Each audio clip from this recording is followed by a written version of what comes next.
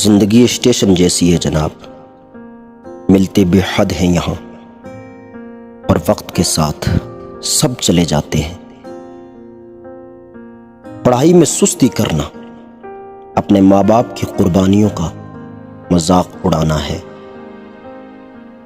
मेरे बाबा ने मुझसे एक बार कहा था, शिकायतों से घर नहीं चलते बेटा, हालात चाहे जो भी हो घर वालों के लिए कमाना ही पड़ता है। जिंदगी के सफर में एक बात समझ आई, जिनके हम सपने देखते हैं वो भी सपना देखते, और चाहे कोई कितने भी अपने हों पहले अपना देखते।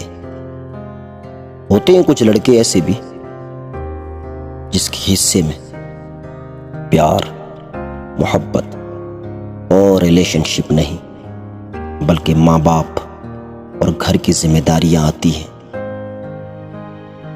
तंग न कर ऐ जिंदगी, जीने दे हमें भी, तेरी कसम हर तरफ से हारे हुए हैं हम।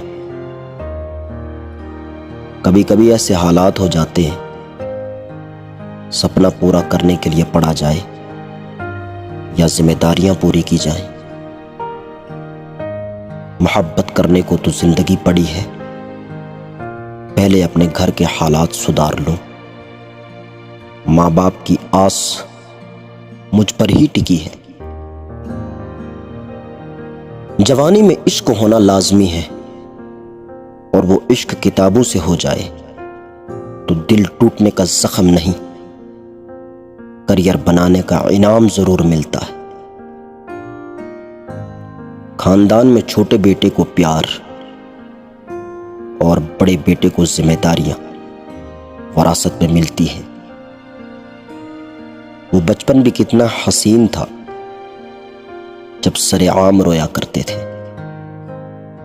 अब एक भी आंसू निकले तो लोग 1000 सवाल करने लगते हैं। थोड़ी सी चालाकियां मुझे भी सिखा दे ऐ जिंदगी, इस दौर में मासूमियत मुझे महंगी पड़ रही है।